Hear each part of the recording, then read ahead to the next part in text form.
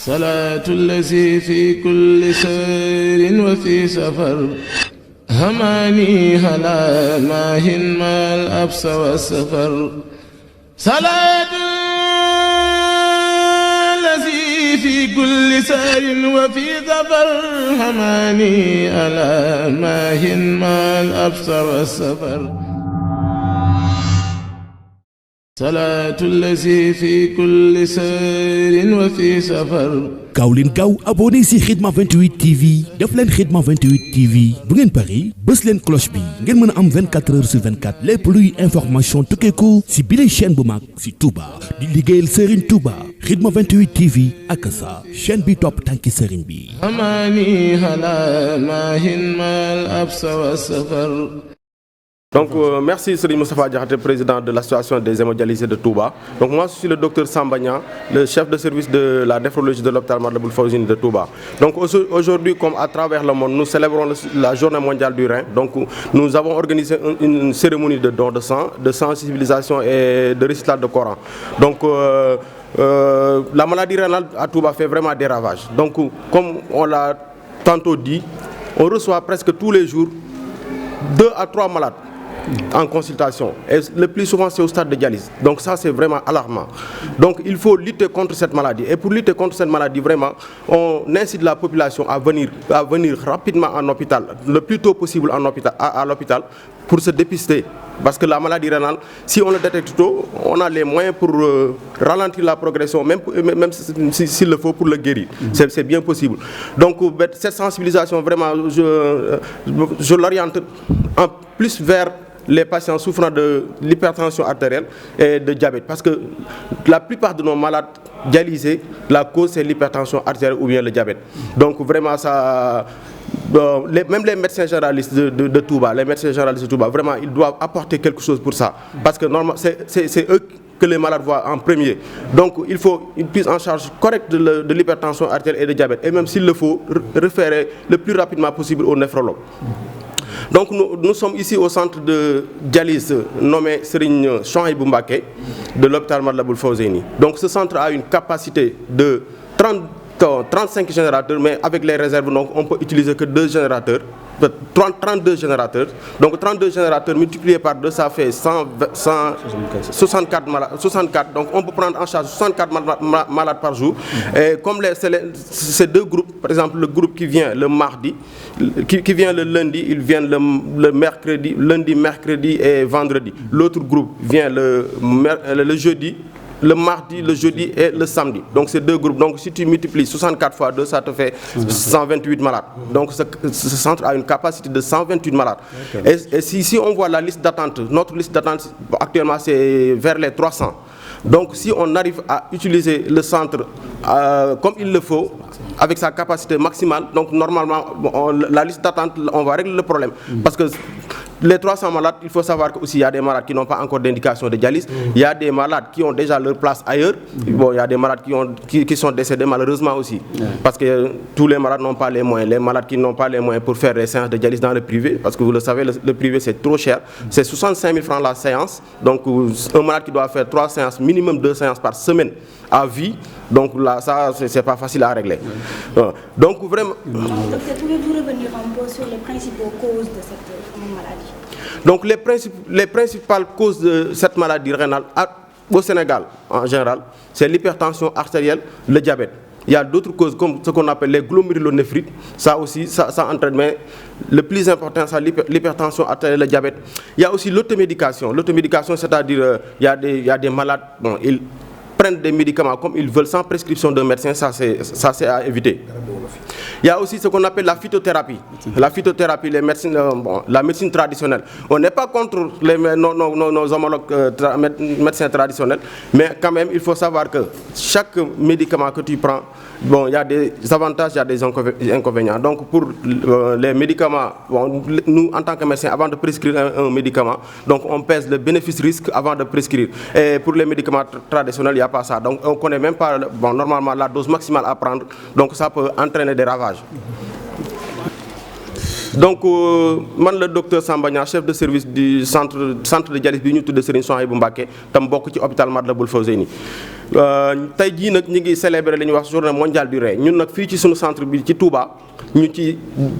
profito organiser fi benn journée boo xam ne si ne dañ ciy wàcce ay kaamil pour ñaanal suñu way dawlu yi ba noppi di ci maye deret ndax kat ñun dañuy soxla deret lu bari suñu maladie dañuy faral di manqué deret donc moo tax ñu xalaataale organiser fi journée bi di ci maye deret ba pare di ci sensibiliser waale nit ñi buñ xoolee nag Touba wax dëgg yàlla feebaru roño bi mi ngi fii indi ay jeexital yu xaw a doy waar sax maanaam ñun ñi nga xam ne si dañuy faj sax dañuy dem ba dañuy tiit ndax li ñuy gis dañ daana lii moom fu ñu jëm ak moom donc loolu nag jar nañu taxaw xoolaat nag lii lan moo koy def ak nu ñuy def ba nit ñi di ko mën a moytu ak ñi nga xam ne si ni ñu koy am ñuy teel a ñëw parce que kat ku ko am tamit boo ñëwee bu dee teel ngaa ñëw ñun am nañu pexe yoo xam ne bu ñu ko defee feebar bi dina mën a bañ a avancer gaaw a ba ngay àgg ci dialyse maanaam dinañ def ba feebar bi du yokku daal am na nu muy demee sax bu fekkee ne foo xam ne boo fa ñëwee xëy na dinañ def dal loo xam ne si ne da ngay wér ba na nga meloon ngay melaat donc loolu am solo na ñuy wax nit ñi ñuy teel a ñëw hôpital même ku dara jotu sax boo toogee au moins at bu jot nga dem hôpital na man ka dama bëgg def dépistage feebaru rein lu simple la dañ lay defal ay dosage sans analyse boo demee ñu defal la analyse jël sa deret ñu xool jël sa tour ndox xool boo amee feebaru roño bi ñu teel laa yabal ci néphrologue bi bu boobaa moom dina la jël en charge bu ko defee mën ngaa wér wala boo wér bu fekkee ne nekk na loo xam ne du wér tamit du yokk ba da ngay àgg ci dialyse donc loolu lu am solo la donc rawatina ne ñi nga xam ne si dañoo am tension ak diabète parce que bu ñu xoolee fii nii à Touba ba ci daanaka ci monde bi yëpp rawatina fii ci Touba malade yi ñuy dialyse ñëpp ñu ci ëpp boo xoolee boo defee enquête bi tension moo leen ko jox wala diabète donc ñooñu ñu ngi leen di wax ne nañ toppatoo seen traitement yi xam na ne nag faju xaw naa metti garab yi cher naak yooyu mais ñu góorgóorlu ndax kat dialyse moo gën a metti loolu lépp gën a cher waaw kon ñuy góorgóorlu ci seen faj bi ñuy respecté seen rendez-vous même suñu mbokki médecin généraliste yi nga xam ne si ne ñoom ñoo njëkk a gis médecin yi ñoom ñu ngi leen di ñaax ñu jéem a jël au sérieux malade yooyu noonu am tension ak diabète xam na ne ñu ngi koy def sax waaye ñu gën cee xar seen tànk tubéy ndax kat bu tension yi ndee normal diabète bi di normal rek feebar roño bi mën naa wàññeeku te kat ñuy bañ a hésité di ñu yónnee malade yi buñ gisee ne loo xam ne si ne ñun ñii kat suñu wàll la ñu koy teel a yónnee ndax bu ñu ko yónnee ñun dinañ ci def loo xam ne si ne feebar comme li ñu ko waxee léegi dina feebar bi mën naa wér wala boog dana yéex a àgg ci dialyse. li waral jàngoro ji dëgg-dëgg bokk na ci li wax sànq dem jëndal sa boppu garab ak garab bi wolof yi. waaw loolu waral jàngoro ji bari na fi parce que ñun fu ñu mën di jaar ci hôpitaux yi mën a jaar yëpp dañ fay gis ay cas yoo xam ne si da ngay gis maanaam nit koo xam ne day ñëw na am insuffisance rénale nga def enquête bi parfois mu xaw a jafe sax nga dem ba ci biir ci ngay découvrir ne kii kat daa jël ay garabi wolof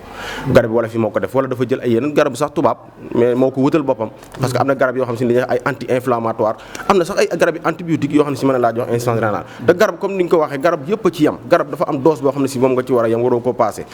te bala ngay jël garab da nga war a dem ci docteur bi mu bindal la ko bu ko defee bu la ko bindalee mu xam ne garab bi yow kat du la indil jafe-jafe waaye boo demee jël sa garab te xamoo yow lu la garab bi mën a indil bu boobaa mën na laa indil jafe-jafe roñoo. léegi ci biir wax waxoon nga capacité centre bi si français wax nga ko ci olof ak liste d'attente bi fan la toll. waaw donc ñun suñu centre bi ñu nekk nii di centre Serigne Souhaïbou Mbacké buñ koy xayma ci ay nombre machine maanaam générateur de dialyse mën nañu wax ne am nañ fi bon li ñu mën a utiliser 32 générateurs yoo xam ne si ne moom mën nañ ko utiliser mën nañ koy jël ay malade boole ko urgence yeeg yëpp léegi 32 yooyu noonu maanaam 32 yi boo ko mën nañ ko utiliser ñaari yoon maanaam machine bu nekk mën naa jël ñaari malade ci bis bi donc boobaa dina nekk juróom benn fukki malade ak ñeent ci bis bi te ñi comme ñaari groupe la ñuy am boo xoolee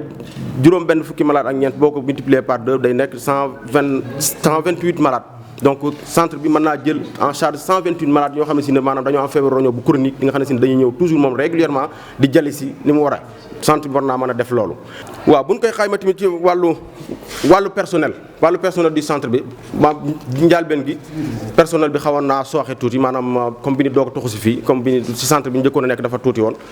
centre personnel bi bari wut woon lool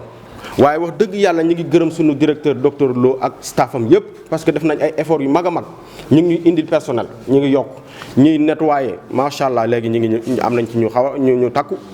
même ñi infirmiers yi ak aide infirmiers yi ñu indil nañu ci am na ci ñoo xam ne si ne bi ñu ñëw fii xamuñu sax luy dialyse bi ay personnes ay infirmiers lañ wala ay aide infirmiers bi ñu ngi leen di former fi mu toll nii ba ñu ci bëree bëri daanaka léegi mën nañoo branché malade ak a débranché mën nañoo def comme li ñëpp di def am na ci ñoo xam ne si ne bi ñuy ñëw fekk na ñoom jaaroon nañ feneen ba jot nañ cee am laamee ba xam ci dara ci affaire dialyse bi donc loolu lu am solo la te di ko ñaax rek ñu gën a continuer ci lancé boobu parce que bu demee ba personnel bi doy ba ak yeneen souci problème mu technique yu ndaw yi naan yi ni amaat ak lu mel ne ay manqué ndox yeeg yu xeet yooyu noonu buñ ko réglé ba mu noppi bu boobaa dinañ mën a utiliser centre bi li fi nekk ci machine yëpp parce que yàlla def na ne moom côté néphrologue médecin yi am naa fi keneen koo fi nekkal docteur Ndiaye xam naa daa dugg ci dafa nekk ci biir hôpital di xool malade yeeg yooyu ñu koy di ko gërëm de passage wax dëgg yàlla moom it li taxawaayam rafet na ci centre bi donc ñun ñaar buñ amaatee keneen sax mu ñetteel ñu tamit dina gën a baax parce que 30 ay dem ba jël en charge 100 nangam 20 nangam malade loolu du ay caaxaan bu boobaa tamit ñu yokk personnel paramédical bi donc ñuy ñaax ñëpp comme ni ñu ko wax autorité yi yëpp bàyyiwuñ kenn bon ñi ko